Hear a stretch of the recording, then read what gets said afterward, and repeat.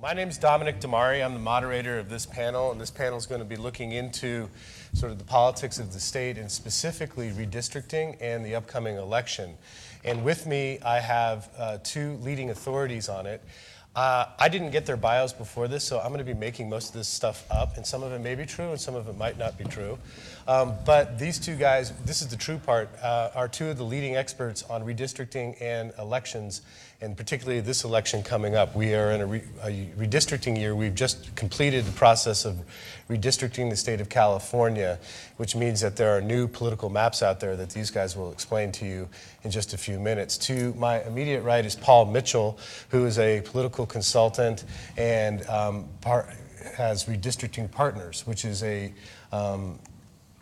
small company, one person and a computer pretty much. And we're like 7 people now. Oh, really? No, They're growing. Oh, wow. It's awful. It started off as one person and a baby, but he basically took on the task of figuring out what the best maps would be for certain types of special interests and interest groups, education, He reads ProPublica. you know, around the state. His background is in politics. He's a political consultant, or actually a recovering political consultant. His political career, I believe, started at Orange Coast Community College when he and 2 other co-conspirators began what is probably the first Democratic club on campus. And it started off as a club of 3, and I think it's probably a pretty robust club by now. But it was a lonely, lonely business being a Democrat in Orange County back in the 90s, and they took it on as their charge. He is a veteran of several campaigns and has, is actually a good friend of my firm and my partner, and we think very highly of him. He's also an avid cyclist and is fast as the wind. To his right is Matt Rexroad, who is not an avid cyclist. That's a fat joke. He's not as dumb as he looks, is he? He is a Marine who served in Iraq, I believe. Did you do 1 or 2 tours? Just one. Just one. Is also a former staffer in the building in the Capitol, which is where I first met him. He's a Republican. He's presently a member of the Yolo County Boards of Supervisors, and thankfully for him, I'm not one of his constituents. I'm just south of his district. He is a principal in Meridian Pacific, which is a political consulting and communications firm, and has been doing extensive work in the area of redistricting and the upcoming election. I'm going to turn it over to them because they've done this many, many times before, and should the audience feel free to ask questions either through the presentation or after the presentation. Choice is yours, but do remember to use the microphone, else the man behind the camera will go, "Here's the mic." So I will turn it over to Paul and Matt. Good, Paul. Well, thanks for having us here today. This has been a crazy couple of years for Matt and I because we both have done political campaigns, and a lot of what we'll be talking about is second nature for us, looking at legislative races and matchups and traditional politics. But at the same time, we both kind of got some graduate coursework in the state's geography and demography this last year, which seems like it's been 3 or 4 years. I actually just flew back up this morning because I'm the redistrictor for the LA Unified School District. Matt has been doing redistricting for a lot of other local governments. We work together on some projects. We're kind of a Dem-Rep tag team. And it is made for a very exciting year. Just for the background on redistricting, and I think we're going to not focus a lot on it, redistricting this year was taken out of the hands of the legislature and given to an independent commission. This independent commission was selected through a few different methodologies. One was applications, trying to find smart people and trying to find people that kind of match the state's physical geography and ethnic geography and so on. And then also some random acts, like they'd put all the names in a hat and start pulling names, and then they'd send it to the legislature to veto and then pull names again. It was kind of like this chutes and ladders kind of effect of trying to select commissioners. In the end, they created an independent commission that, by everybody's estimation, the process that they went through, the mechanics of the redistricting process was gold standard in California. It was probably the most independent redistricting we've seen anywhere in the country. to contrast with other states that have done something like this. Arizona has a system like this, and when the legislature didn't like the maps Arizona was drawing, the legislature impeached the chair of the redistricting commission. So the independence was kind of not as independent as maybe people thought. The redistricting that happens in other states oftentimes is done by an independent commission, but a commission that's appointed by the speaker and the governor. So the process we had in California was really gold standard. The outcome is something that Matt and I will debate about. Definitely it was, there were fits and starts with the commission process. There was some stumbling. Depending on what reports you read, either Matt fooled the commission or I fooled the commission or the commissioner fools or some kind of variation of that. But in the end, we ended up with maps that have been successfully defended in the courts, with maps that are now going to be subject to a referendum. But even though the Republican Party spent $2 million putting the referendum on the ballot for the Senate lines, they haven't expressed any desire to spend any money on that ballot measure now that it's actually qualified. So the redistricting process, this new way of doing things, was definitely a big change in the state. It resulted in big changes for our maps and for what it means electorally. If the goal of the public was to upend the status quo, if it was an anti-incumbent fervor, if it was the idea of just kind of like shaking up the ant farm, they clearly did it. And Matt's first slide points out the fact that it's possible that 40 of the 80 members of the assembly in 2 years will be freshmen as a direct result of redistricting and term limits and some other things. We've seen in California the greatest exit of incumbent members of Congress that any state has seen anywhere in the country's history. We're going to have essentially 10 members of Congress that were elected 18 months ago not going back to Congress in a year after the election. We're not done yet. Filing's still next Friday. So yeah, there'll be more. We could be more. So if we have 10 members of our 53-member delegation, that's a huge turnover in the last, it's more than we've had probably in the last 20 years combined. And looking at it from a national perspective, we're losing more members of Congress than many states have members of Congress at all. So it's pretty phenomenal. The transition from state redistricting, now we're seeing a lot of local redistricting happening, and if you're aware of redistricting your school districts, that's going on. There's also something we'll talk about at the end called the California Voting Rights Act, which is going to force a lot of school districts that are currently in at-large elections to convert to actual districted elections, so they'll have seats like you have for the legislature. And so this whole wave of redistricting and the work around it and its connection to the races, and then also it's down the local level connection to what happens in the schools, is something we're happy to dive into. Matt, do you want to give a little overview of your thoughts? Yeah, just two things really quickly to highlight what Paul said. Your Prop 11 and Prop 20, which created the Redistricting Commission for Legislative, Board of Equalization, and congressional seats in California. Wherever I go in the state, people say, well, that same process, or when will those people decide what our boards of supervisors or city council or school board districts look like? They don't. They only deal with those things. The hardcore redistricting, where incumbents cut deals for themselves, is alive and well in city council chambers and boards of supervisors chambers across California and actually across the country right now. That's the nature of redistricting. Now, there are oftentimes, and Paul calls it the gold standard. I wouldn't necessarily refer to it in those terms, and we can argue about that, which we do regularly. But what it has done is create an expectation, which I completely agree with, that at the local level, people expect that even though it passes just like any other ordinance or statute by a local government entity, there's usually an expectation that the members of that body don't draw their own districts, that it's usually an independent citizens commission makes a recommendation that they can make minor judgments to, or minor adjustments to, but largely it has created an expectation for openness and transparency, which really didn't even exist even 10 years ago. The other thing I'd like to mention, I think that's important, right after the maps got adopted, and a lot of reporters tend to call Paul and I about redistricting matters, a lot of the questions were, well, is this new redistricting going to end gridlock in Washington, D.C. or Sacramento? And the answer to that is no. I mean, that's not going to happen.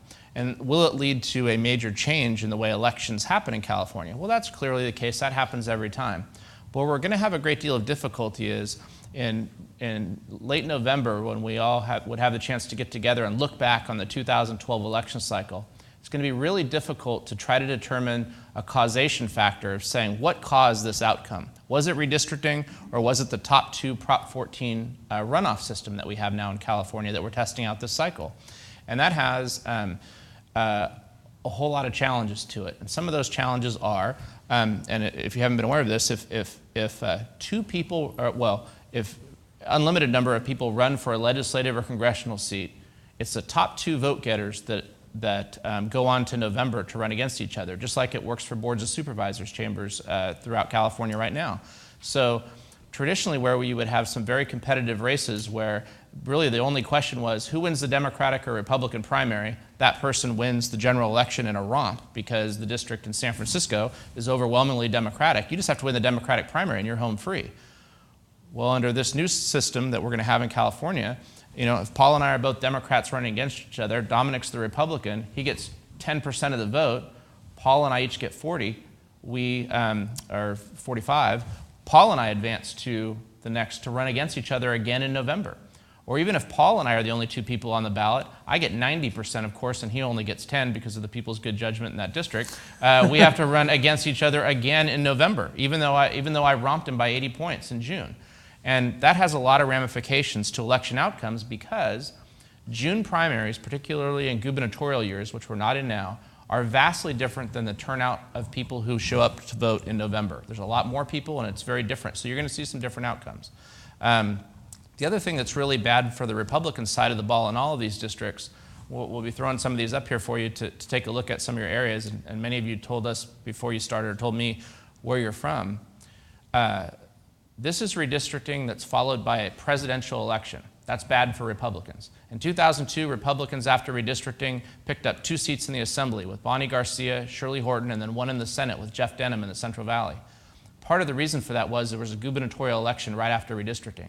The presidential election following redistricting, which you have this time, is bad for Republicans because of the turnout in November. And I really do think that's going to have a major income in terms of we talk about some of these people who say, well, this is a great seat because Carly Fiorina won this seat last time or Steve Cooley won. Well, they did that in a gubernatorial election.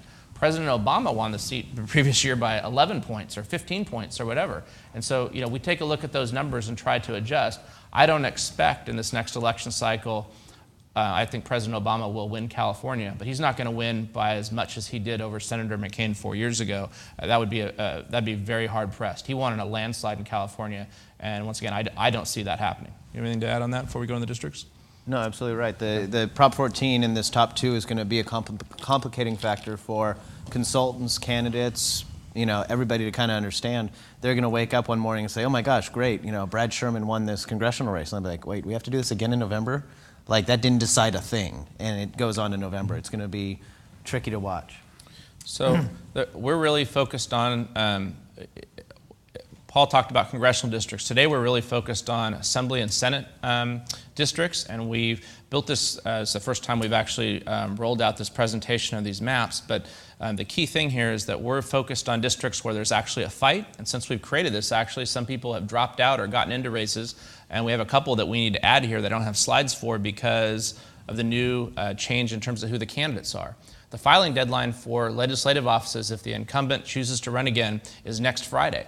So sometimes there's going to be all kinds of craziness that happens between now and next Friday. Somebody's not going to get enough signatures. They're going to decide they want to spend more time with their family. All kinds of stuff's going to happen to change the likelihood of these races and how they're going to end up turning out. So in the Assembly, the big fight is whether Republicans can prevent Democrats from getting a 2/3 majority. In the Senate. In the Assembly too. Yeah. Assembly too. And so largely, I think it is unlikely that the Assembly Democrats will be able to get to 2/3, but that's just looking at the maps. The other thing that people don't really consider is what's the quality of the candidates that are recruited, and what is the fundraising and the amount of resources that are available to the candidates to be able to do that. You can have the best candidate in the world with $0 in the bank against a flawed candidate with $5 million in the bank. I generally bet on the person with $5 million in the bank. The Democrats have a huge fundraising advantage over Republicans. The first seat for many of you from Sacramento is a fight. People often mention it's a very Republican district that stretches from Auburn all the way down to Madera County. It's an open seat, and Frank Bigelow, who's the former president of the California State Association of Counties, is going to be running against former Senator Rico Waller. They'll both spend well over $200,000, but this will be a Republican seat, and it's just a question of which one of those gentlemen end up winning. But they will run against each other in June and November, most probably. Any add on that one? This will be a very competitive race. In most years, Republican registration is 38%, and this is in the Rancho Cordova, Arden Arcade, Carmichael area of California, here in Sacramento. The two real leading candidates, I think, are Ken Cooley, who's on the Rancho Cordova City Council, who's an insurance industry attorney, has been around the Capitol for a long time. I'm sure many of you probably know him.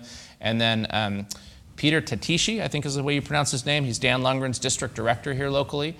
And those are kind of the two leading candidates. Now, Chris Parker ran for the BOE last time, and Larry Miles has run before, but I think most people consider Ken and Peter to be the top two candidates in this race. Yeah, and this is one of the races that will have a distinction. If this race was happening in a gubernatorial race versus in a presidential race, it would be more likely to be a Republican hold, or Republicans pick up. In a strong Democratic presidential year, this is a race that Democrats should be able to get. And this is an example also of a race where the top two is not going to matter.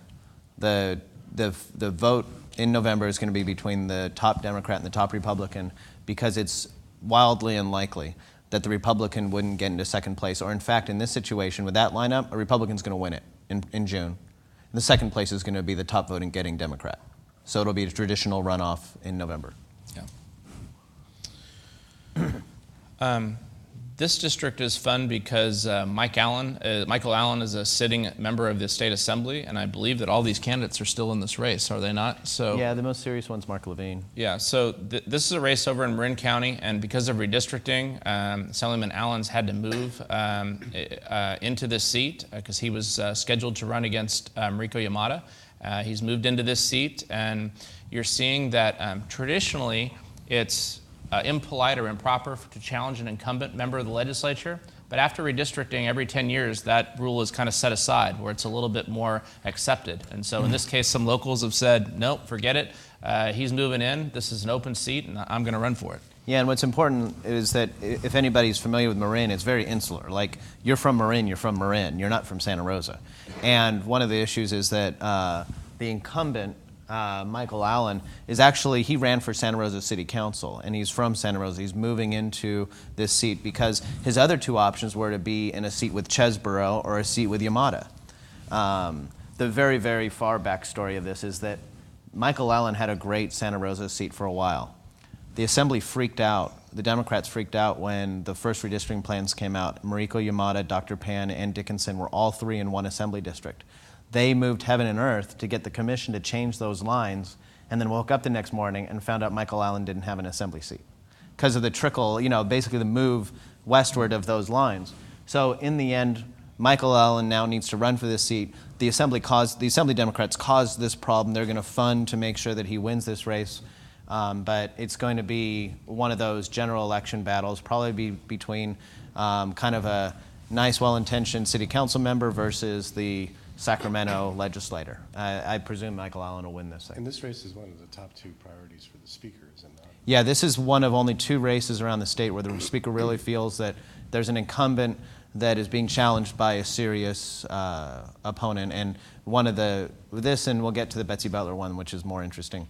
These are big priorities for the speaker. Mm-hmm. So this could be a race because Republican registration is so bad in this district at 19%. Depending on how many Democrats run, it's likely to have the top two Democrats roll on to face each other in the general election. This is an open seat, and actually what's really surprising to me is how many, and the cash on hand numbers that you see on this slide here, where you have candidates with $28,000, $30,000. Generally, assembly seats, you see candidates who are going to raise $200,000 or more, and 6 or 8 years ago it was $400,000 for a seat in the assembly. We have a lot of candidates in California right now who consider themselves to be leading candidates who have $30,000, $40,000 in the bank. And so when you have it, and they're city council members, and I say, well, that's more than I've ever raised for city council. But yeah, you run in a city with 50,000 people, and you're running in a state assembly seat with 465,000 people. You can't do the Energizer Bunny strategy where you run door to door and try talking to people. It just doesn't work. People try it all the time, and they lose, then they're all mad. But there are a lot of seats, and this is one of them where between now and next Friday, you may see somebody who goes, I've got $100,000 of my own money, and if I enter this race, I'll have more money than all the other candidates combined, and I have a good chance of winning.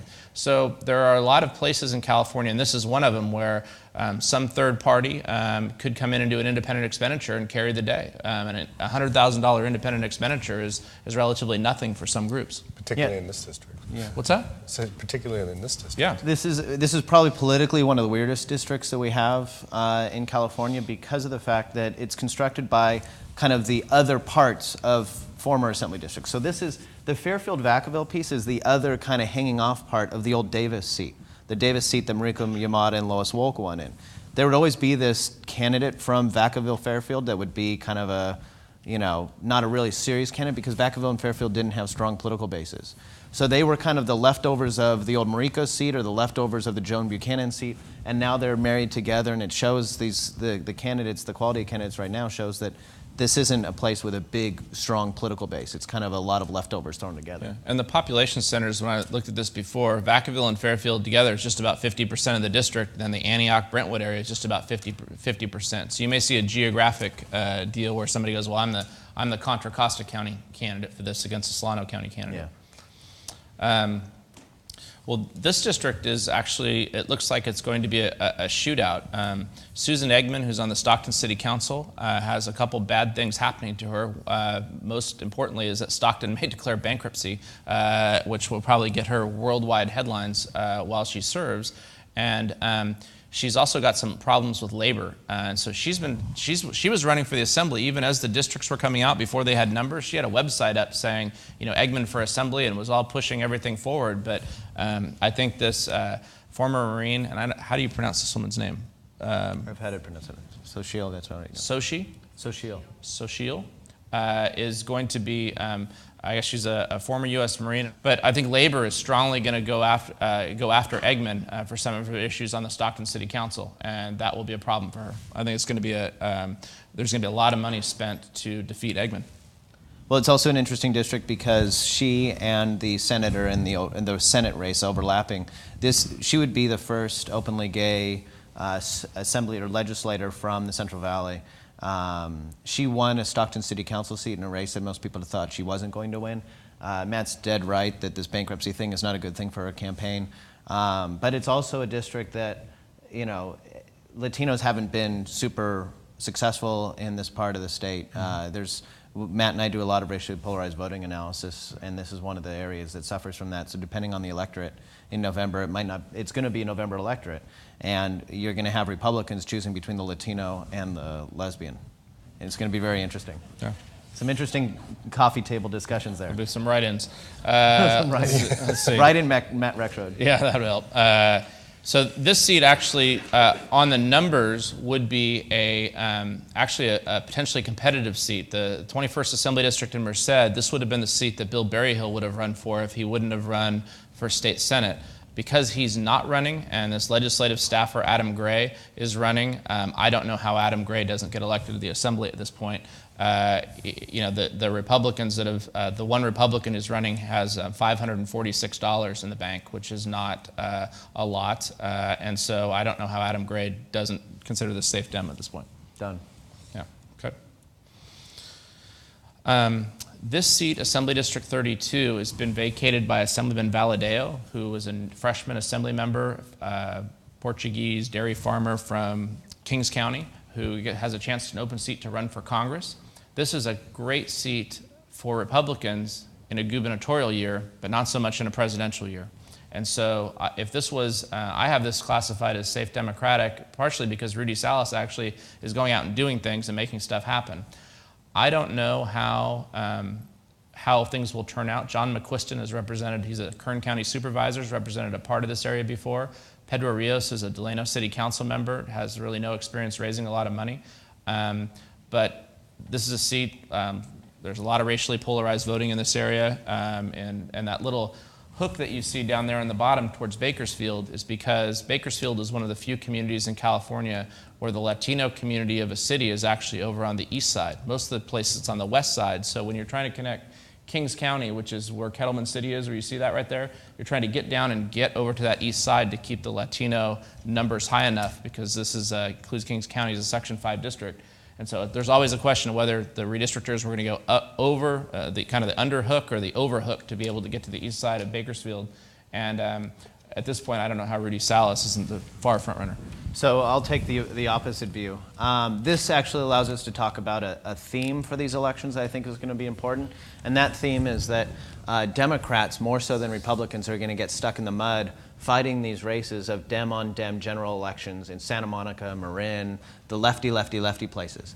The fact that even prior to Prop 14 being implemented, the Center for Governmental Studies did a study of past elections, and I've done this too. You look back at past elections to see what races would be Dem-on-Dem generals, what races would be Republican-on-Republican generals. Way more Dem-on-Dem generals. There are districts in this state with 80% Dem-Reg and 10% REAP, and those safe Democratic seats are always going to elect 2 Democrats to the general.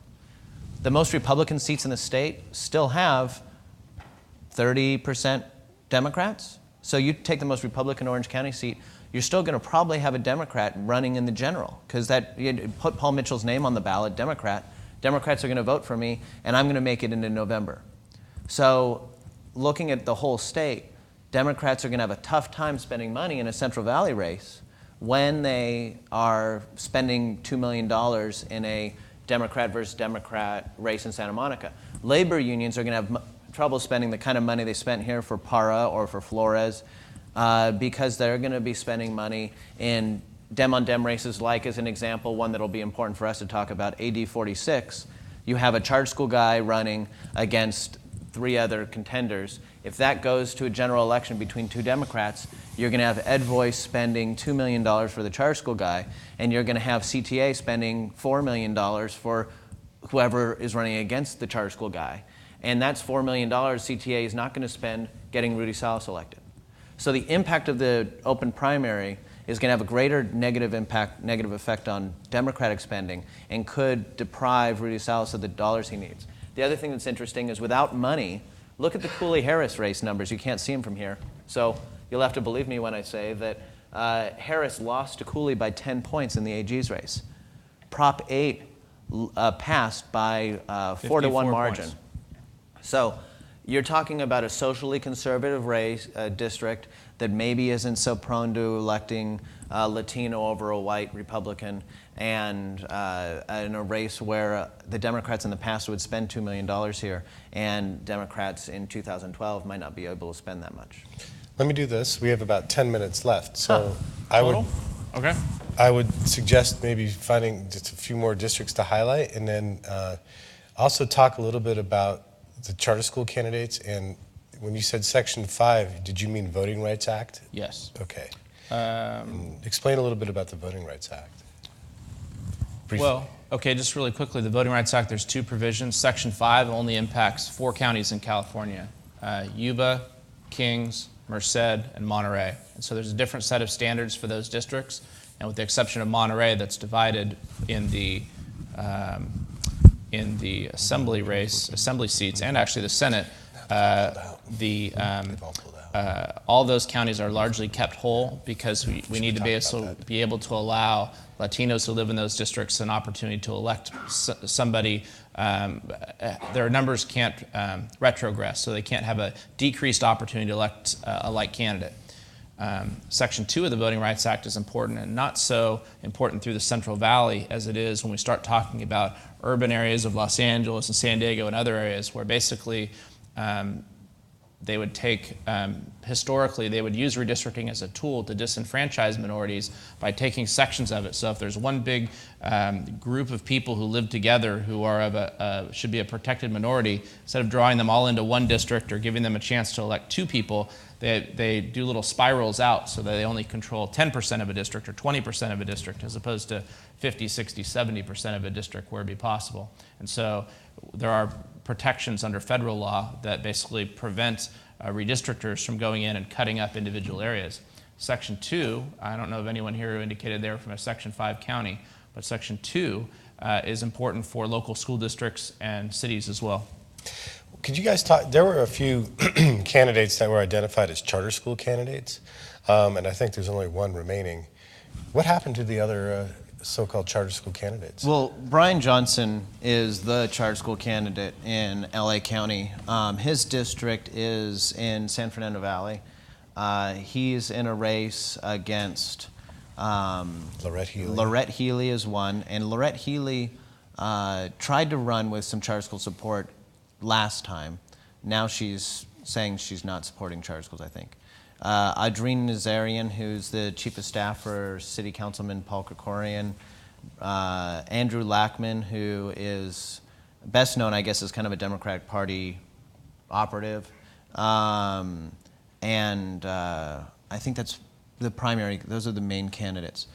The top two runoff means that it's most likely that the top two Democrats in this district will go to the general election. However, if there's one Republican and that Republican spends any significant amount of money, it's possible that the top two vote getters will be the best Democrat, the best, electorally Democrat, and then the Republican as the second spot. CTA has endorsed Andrew Lackman, so it's expected that they're going to do one of two strategies: either A, fund the bejesus out of Andrew Lackman to try to get him into the runoff, or B, just beat the bejesus out of Brian Johnson. Now, I was involved in a race that was very important in the charter school movement a couple years ago, and that was Christopher Cabalden's assembly race here in the West Sacramento out to Fairfield, Vacaville area. And in that race, CTA and a couple other unions, specifically the one representing classified staff that aren't too happy with charters, they beat the snot out of Christopher for the last couple months of the campaign, and he narrowly lost an assembly race. That race would have, his winning would have been a huge deal for the charter school movement, just because he's so knowledgeable about the system and he spent so much time working with Ed Voice and other groups on charters. So one of the things that Dominic was alluding to is the idea that some folks who are charter school people they put their toe in the water in terms of running for a legislative race, and then realize that that CTA is going to come against them. You'll have Republicans who can run Republican primaries as charter school people, and CTA doesn't really care about that because they're not going to be in the majority. But if you try to elect somebody who's a Democratic base, Brian Johnson is openly gay, charter school advocate. Nobody in the Assembly Democratic Caucus is going to doubt his progressive credentials, and then he's going to come up and say the charters are okay. That they can't. The CTA can't have that. In the same way they couldn't have an African American or Latino candidate coming up and advocating for charters with that credential of being, a true, honest progressive in the Democratic Caucus, then not speaking the party line on charters. So that's where that race is at. It's going to be a challenging race for Brian, and it really will be interesting to watch the impact of CTA in that race. When I do a lot of independent expenditures, and I just wanted to basically acknowledge the political sophistication of CTA, I do a lot of independent expenditures where groups will come to me and they'll say, okay, we really want to elect Dominic. Here's $100,000 or $200,000. Do what you can to try to elect them. But we're a tort reform agency, and we really only want you to talk about how bad trial lawyers are, right? Well, that ties your hands, because tort reform right now is an issue for about 0.05% of the population. And to be honest, in most of the survey work I'm doing, education isn't really at the top of people's list right now like it has been in the past either. For a small subset of people, it's very important. But it's, jobs in the economy is really the only issue, and that's what you're going to see elections driven on. CTA is very good at looking at whatever works and using it. If they're to get their candidate elected, even though their issue is education, they'll say, well, hey, if we need to make Dominic the IT guy to be able to have him win, they'll do IT or crime or whatever it takes. Other groups, at least that I've observed in the business community, haven't been so smart on that. They're like, oh, we only want to talk about this issue, even though the electorate's looking to receive issues on another point. And so I think the CTA is very credible in terms of their ability to be sophisticated, because They want to win the election, then they'll deal with their education ramifications after that because they know they've got the right person. But in terms of what the voters want to hear, they're prepared to receive something. You've got to give them what they want. Let's do this. Let's see if there are any questions out there in the audience. Yes, ma'am. Step up to the microphone. I'm Amanda Cervantes from Language Academy of Sacramento. I'm just wondering, where's all the negativity towards charter schools coming from? That's an excellent question, gentlemen. Well, I have my I think opinions, it but- has to be because you have a large entity, the California Teachers Association, and others who are worried about being challenged or losing their membership or any of those things. And so you're in a turf war. There's turf wars that happen within the healthcare industry where you have doctors fighting over bones in the ankle about who can operate on what. You have turf wars about licensing for medical professions or the cosmetology industry or whatever. You're in a turf war over union membership and who can provide education services. And I'm not saying anyone's right or wrong. I'm just saying it's a classic turf war that's existed in the legislature for many, many years. And it's kind of a double turf war because you have a turf war between yourselves and the establishment in terms of being able to control dollars and build facilities and everything. It's a turf war like Matt was talking about. My wife's the lobbyist for the Medical Association, and not kidding, the knee surgeons and the ankle surgeons like meet halfway in the calf and they fight, right? So that's just how this system works in Sacramento. But then on top of that, layered on top of your traditional turf war is the union thing. And that becomes a big deal. And some of the, just a little criticism, like when Kevin Johnson did his charter school thing here, he kind of almost flippantly was like, well, we'll just take care of this union thing. Like, we'll just, but that's not how it works. The best charter school operator in terms of being able to obtain support from within the more progressive side has been people like Steve Barr, Steve Barr sought to engage in the charter movement, but felt like he had to do a little bit of political jujitsu with, okay, well, you're going to hate me for trying to take on unions, so I'll create a union, right?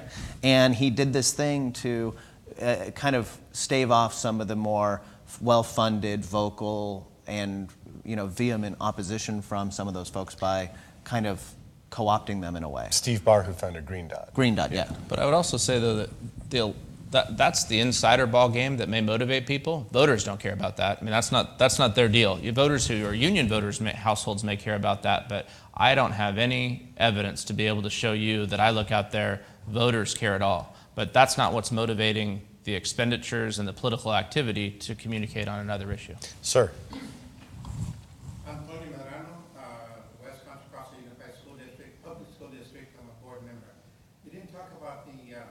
Millionaires Initiative and the governor's budget thing, being from a public school district, and we also support charter schools. We're probably unique in that because we're working in collaboration with one of our charter schools. What do you see? I mean, there's 3 of them, maybe 4 up there asking for taxes. How do you see the whole thing? And another question to you, the whole question about undocumented students I don't know how the charter school movement addresses that, the undocumented student. We have a lot in California. The Latinos are the bulk of the population of the state of California and in the Southwest. How do you address that? How do you see it? First of all, the November election. Well, first off, with regard to you've got multiple ballot measures going up with tax increases. The more tax increase ballot measures you put up, the more likely voters are going to just vote no on all of them. So it becomes kind of a problem for the governor to try to deal with. He did get one of the committees to stop what they were doing. That was the Think Long committee. They ended up folding, I think, in with California Forward on theirs. You've got CFT doing one. You've got it's definitely going to be a problem for all of them to put up multiple ballot measures to increase taxes, and voters might. I think for every one, you probably take 5% off all of their chances. Every time you add another one. And that's effectively what happened. That's actually part of a political strategy. Years ago, there was an environmental ballot measure that the oil companies hated, so they put on 2 more. And by the time you had 3 ballot measures, all that were saying they were for the environment, voters were just so confused, they just voted no on all of them. The second effect of all of this is that when we talk about these legislative races, unions started off this cycle, talking a couple years ago about how they were going to get all these great Democrats elected. Oh, and then they're also going to go to Republican races and get better Republicans elected. Oh, and then they're going to do, some stuff on taxes.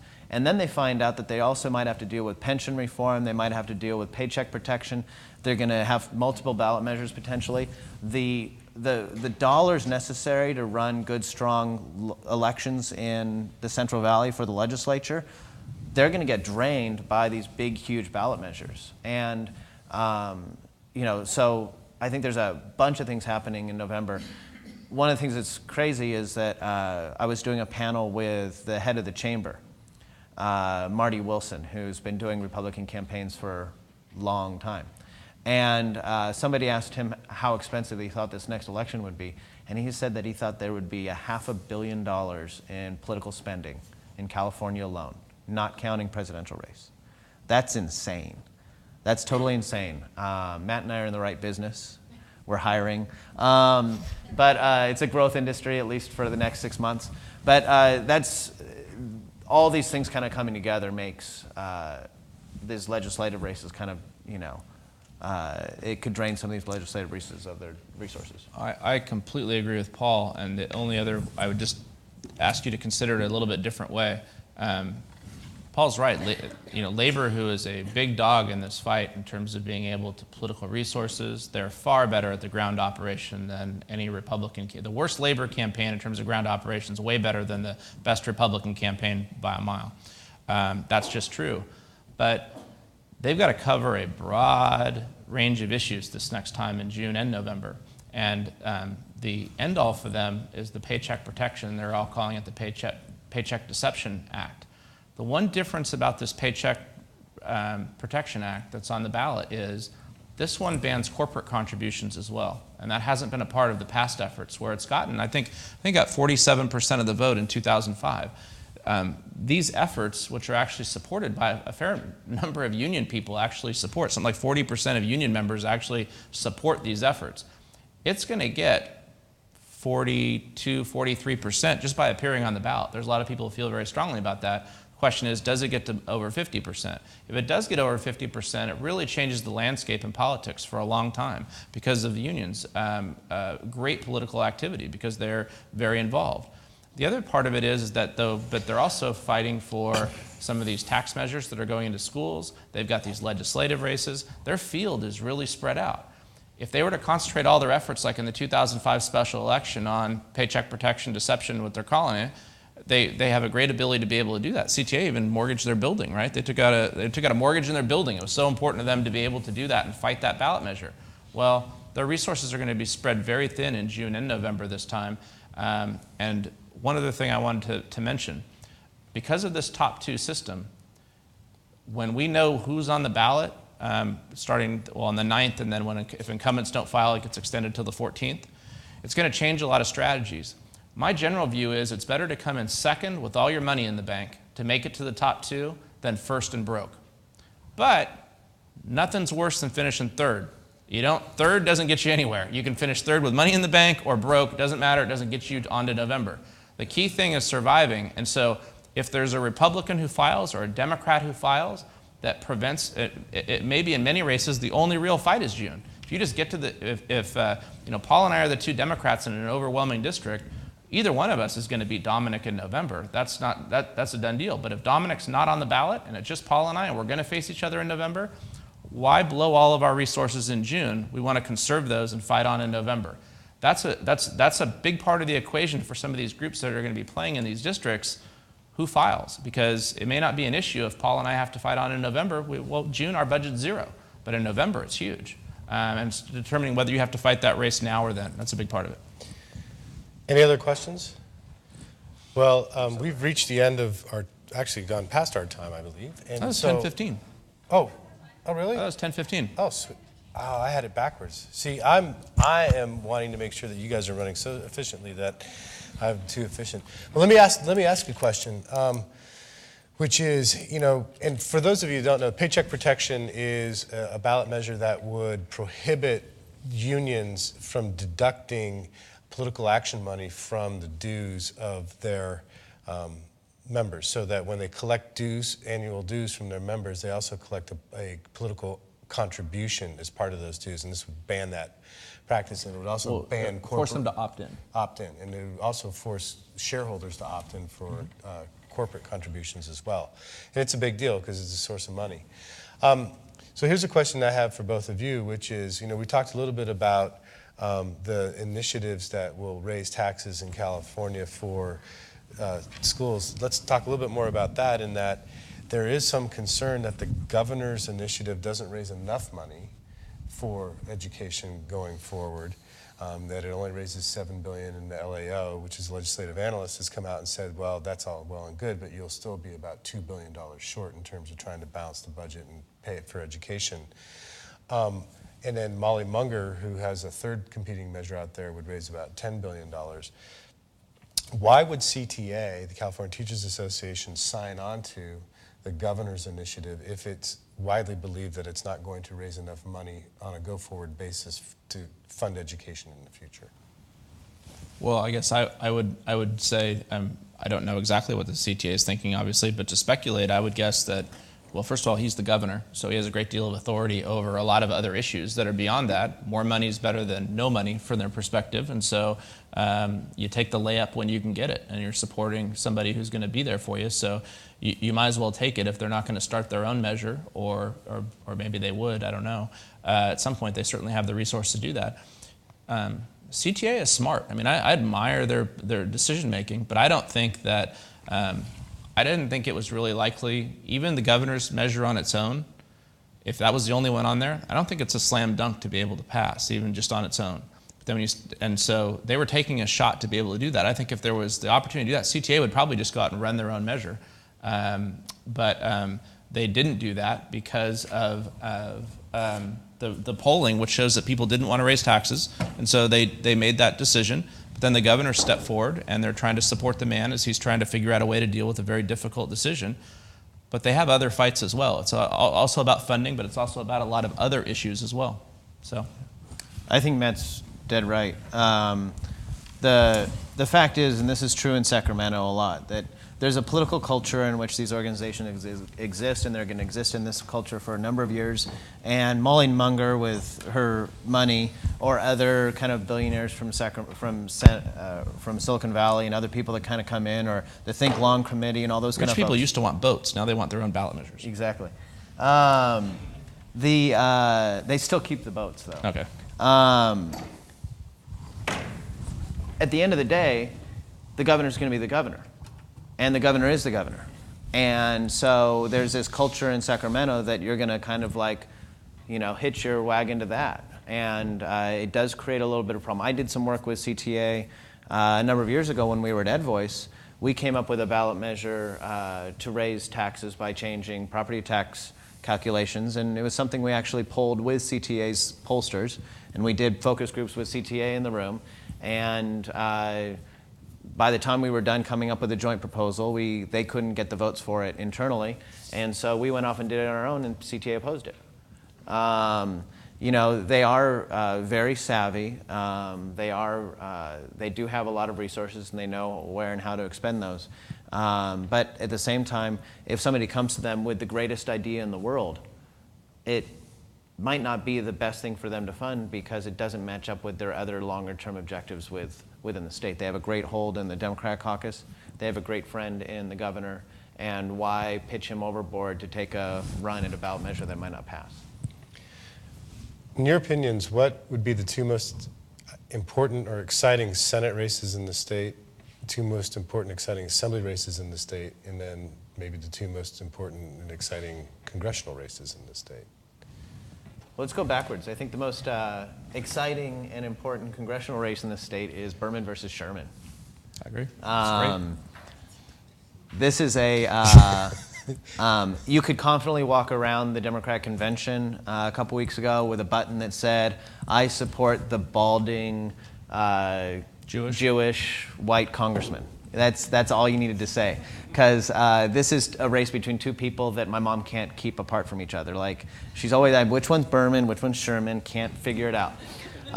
One of them has been in Congress for decades. The other one has been in Congress for merely 10 years or so. One of them is this shticky town hall guy. He hands out combs at every event. He's bald, and he thinks that's funny, and he's thought it's funny for 20 years. Yeah, you should start doing combs. Do that, yeah. The other one is more insulated from the public. Like, you meet him in his suite. He doesn't like out walking around on Ventura Boulevard. But he's also the chairman of the Foreign Relations Committee, or he was. He's just been a huge leader in foreign policy, and that's very important in a district that has the bulk of LA's Jewish population. And it's assured that this will be the most expensive congressional race in the country's history. The candidates alone have more than $7 million combined, which is the amount spent by 2 members of Congress running against each other in New York a handful of years ago. So we will have the most expensive race for Congress ever. Now, that doesn't even count the fact that there's still plenty of time to fundraise, and that there's a $10 million Berman super PAC sitting out there waiting to start spending money. It's possible that before June, we'll see one of these candidates go up and start doing network ads in LA County, in LA, which basically means Never happens. it never happens. You don't buy network in LA for one congressional race.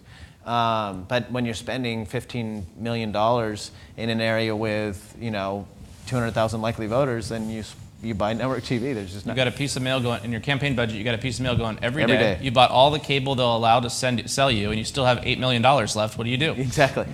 So Got to tell people in Orange County about what's going on in the San Fernando Valley. It's a crazy race. It is. Economic stimulus for TV political stations consultants. are jazzed. Yeah. Yeah.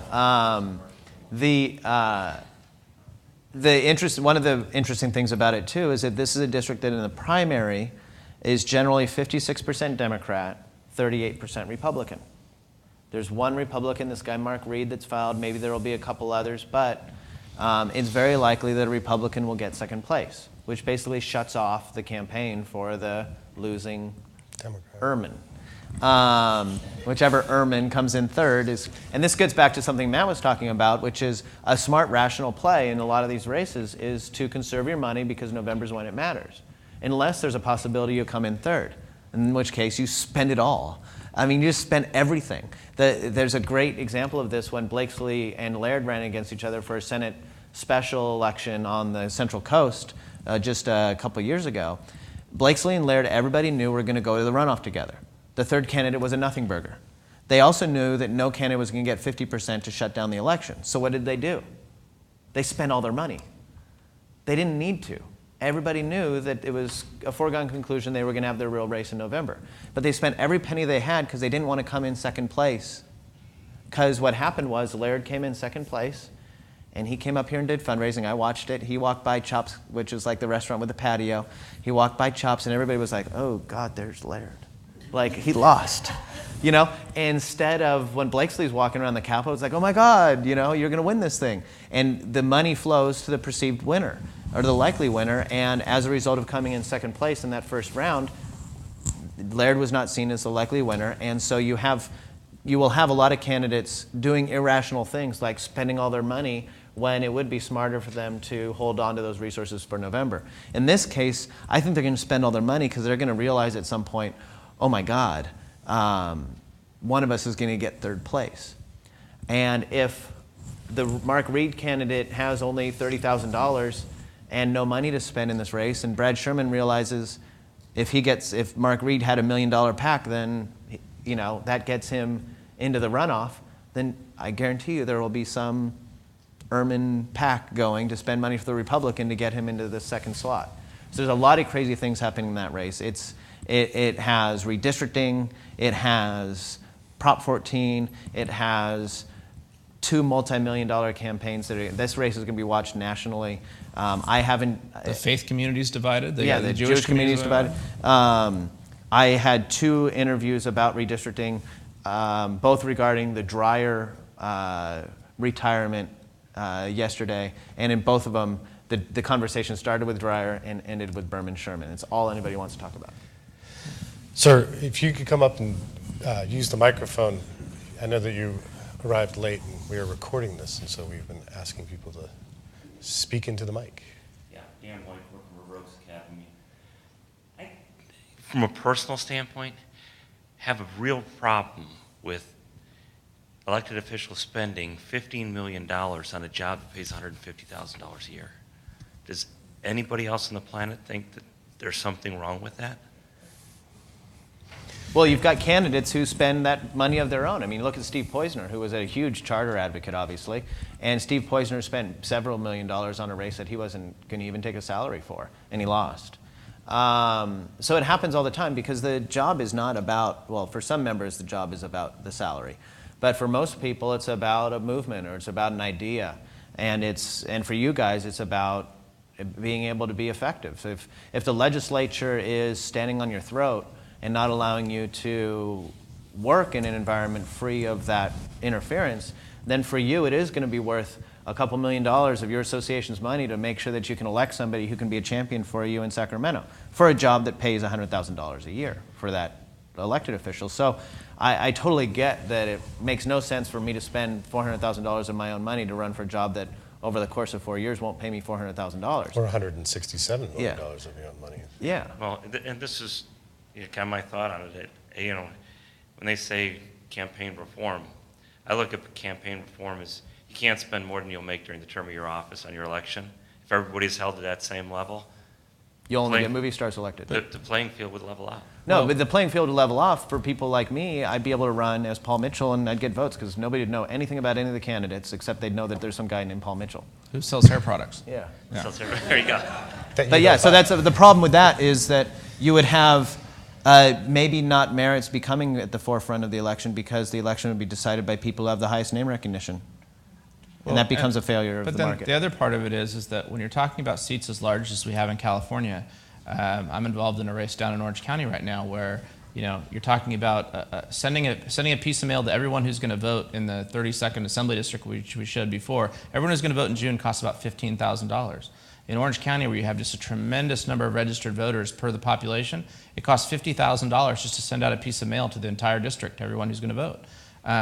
If you limited it to what the legislature could decide, it'd be 2 pieces of mail. Yeah, I know that's pretty small, but just putting stuff back into perspective, when it's 1,000 times or 10,000 times the annual salary to get elected to a job, I just think that somebody's paying and somebody's beholding when those kind of numbers are being thrown around, and who's really being represented, and so there just doesn't seem to be any balance in the system anymore. It's just corporations are human beings now and can donate as much as they want.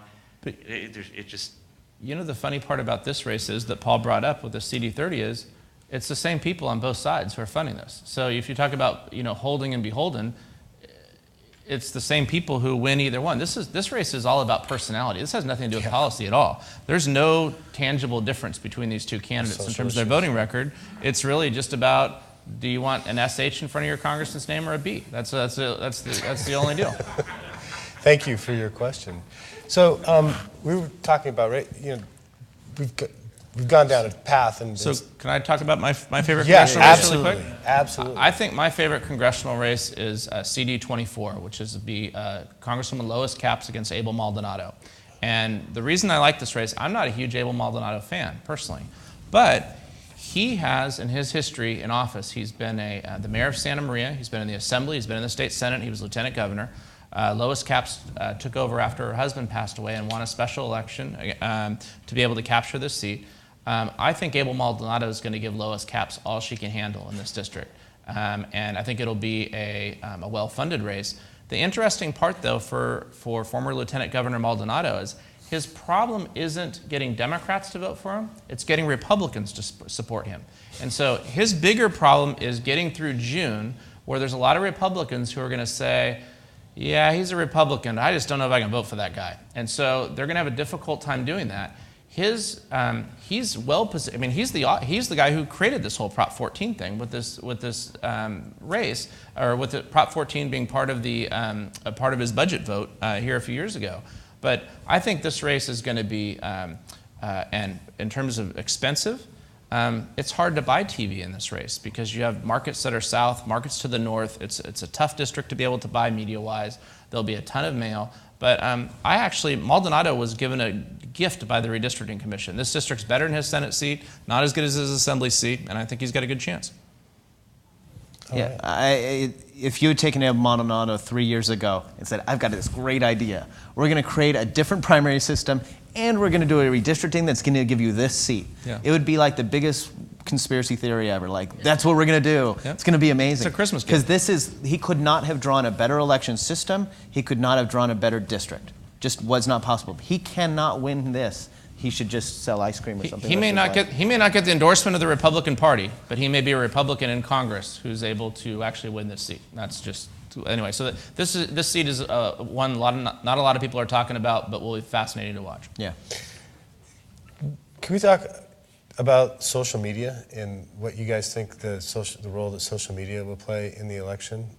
Yesterday I had a conversation with an assembly member who's running for state senate, and he was regaling us with this story about how foolish he felt because he and his candidate were in a race to get more likes on Facebook than the other person, and that he was obsessed with like checking his Facebook account every 15 minutes to see who was ahead. And his point was that he goes, one, I feel like I'm in grade school, and is this what my elections come to, is that I'm racing someone on Facebook? And is it what it's come to, that you're racing someone on Facebook? Is that where we're heading, or where are we going? Well, actually I have some fairly strong opinions on this. Last week I was in Washington, D.C., where I had the chance to talk to people who are doing social media for two leading Republican candidates for president. And they have no idea what they're doing either in this process. They don't know what a lot of this means. Because you ask them, well, what does that mean exactly? You have likes on Facebook, you have that many followers on Twitter, what exactly does that mean? They can't actually translate it to votes. It's something that's not quite able to be there. And my view of this is that Facebook is a way of talking to your actual friends, people who already like you. It's talking to your base. But what a great opportunity if you're a assembly member. If you're running for state assembly, do you have the opportunity to talk to 1,000 people or 500 people? You may go a whole campaign running for the state assembly and may never have 500 people in the room. I view Twitter largely as being able to talk to the media. That's really what it's about. The media all follows Twitter. My local newspaper in Woodland, that's the best way to communicate with them is on Twitter, to be able to do that.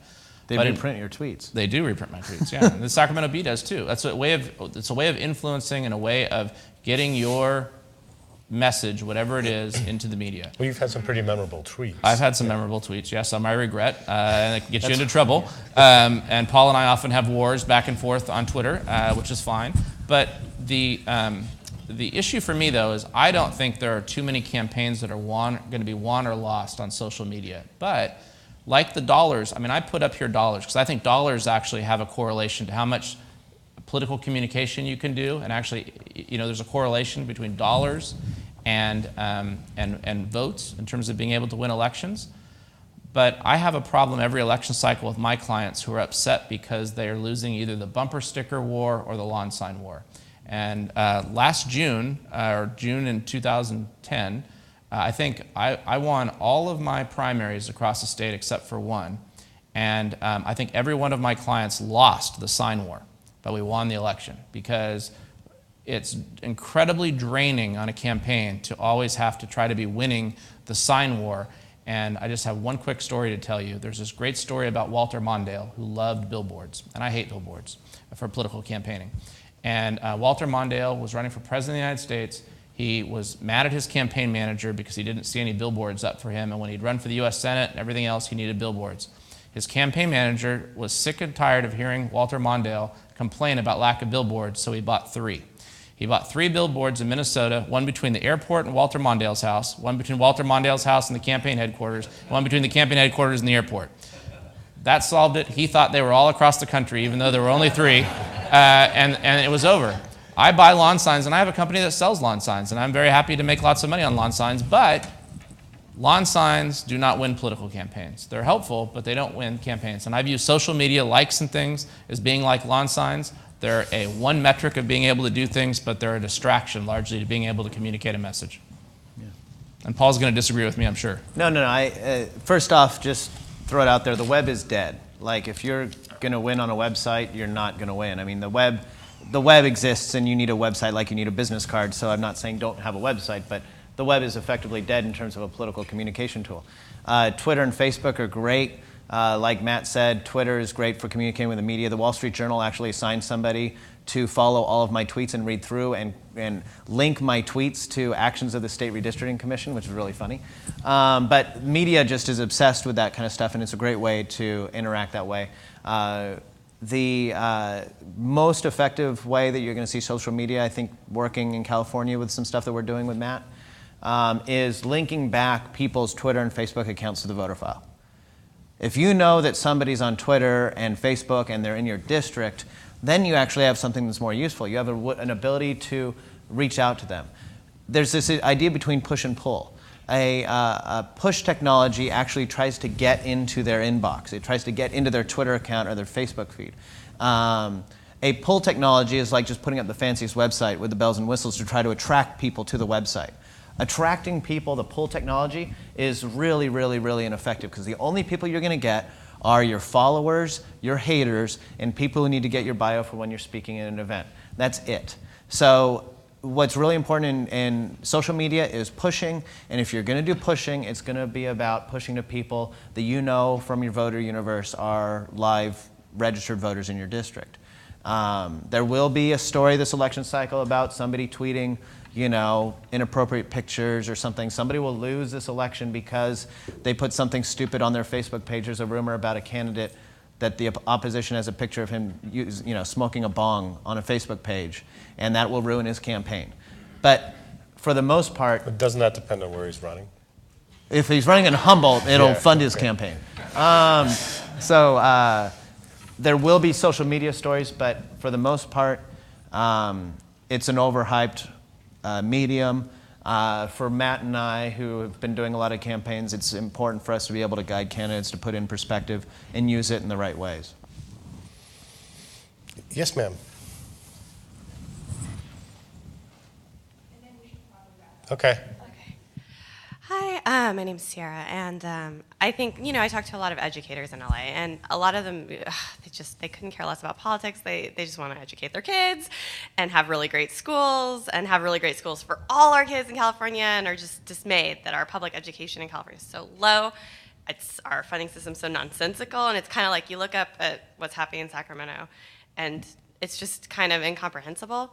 But at the same time, the more you understand how the system works, it's harder to imagine a different system. And so you sort of end up playing by the same rules to get elected, and then you kind of already lost anyway. And so I'm curious can we beat CTA at their own game? And is there any possibility ever that the game would actually be substantially different? Well, I think the long-term play is to transform the game. I think that's the long-term play, because if the charter school movement continues to see this as them versus CTA, and CTA continues to have the control that they have in the Capitol, and you guys are butting heads, then I think that's a problem. And that's one of the things, like with the Michelle Rhee thing, basically saying I'm going to raise $1 billion and take out CTA. I think she's already lost the messaging war there. I think the most effective creators of change are going to be the people who can take what is of the establishment and work within the establishment to try to steer it. That's one of the potential promises of the charter school movement, is that the charter school movement would be embedded within the public education system, try out things that are different, and through their successes help change the overarching system. And that was one of the things, like talking with people like John Doerr and Reed Hastings and the late Don Fisher, who I've all worked with all of them directly.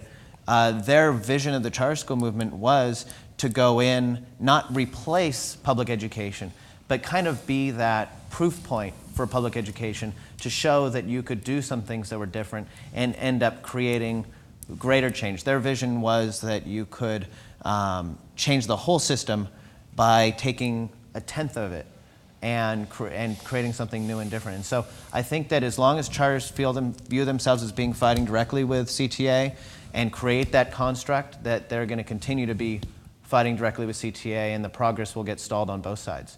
There are things that are within the charter reform movement that CTA might do if they could say they did it themselves. I think even San Francisco just did a thing on seniority.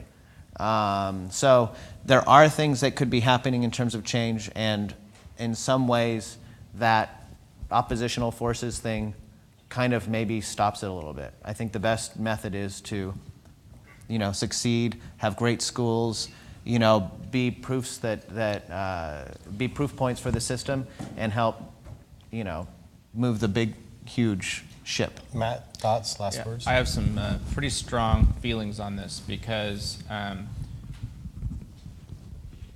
like any other, the rules of the game are largely set in politics really outside of that. And before the rules need to change, you have to show that you've done everything within the rules and you can't possibly win. I view in fact, I think there's very few organizations out there who can say we've done everything we possibly can within the charter school movement or within anything, within the political game. I don't think there's very few people out there who said we did everything we could and we still lost. I talk to groups all the time who say, I can't believe our candidate lost for local office. Really? Did you write a letter to the editor? No. Why not? You didn't even maximize, you didn't take 5 minutes to write a letter to the editor. Did you write a check? No, I didn't. Well, how badly do you want to win? I feel sorry for people who have candidates who have really laid it all out there, laid it all out on the line. They've done everything they can within the rules and they've still lost. There's some poor guy who's running in the Erman race, or who's a Republican who can do everything he possibly can, he's not going to win. Right? That's tough. But in terms of what you're talking about, you're not talking about partisan politics. You're talking about trying to change people. You have a lot of really smart people in your movement. Do you have the ability to write op-eds, to influence editorial boards? Do you have the ability to go to your rally? To take every political opportunity you can to do that? And I don't think you've maxed it out. So I don't think you have to change the rules. You have to play within the rules the best you can. If my local high school is playing against the Duke basketball team, we're probably at a huge disadvantage. But there are certain things we have to do. You either have to shoot from the outside or you've got to take it inside. You've got to pick what your strength is and go try to do that and drive it home till the very end. And maybe my Duke Woodland High School analogy is not a good one because that's an overmatch. But you've got to at least go out there and say, well, Should have been USC. Yeah, USC is pretty bad right now. That would be actually, I bet on Woodland High School. USC basketball is pretty bad. But take the rules, maximize what you can, pick a race, pick 2 races, and try to win and start with something. But I always crack up when people come in and they come to my office and say, we're going to change California politics, and what we're going to do is we're going to recall a Supreme Court justice. Well, you're going to start your move to change California politics with a big loss. Don't do that. Pick something you can win. Elect a local people, elect a couple local people. Try to use the rules to maximize your opportunity to be able to do that. But until you've done that, the rules aren't set up to do that. Your opponent's just doing a better job utilizing them than you are right now. That's my view. Well, guys, thank you so very, very much. I hope that you guys found this out. Yeah.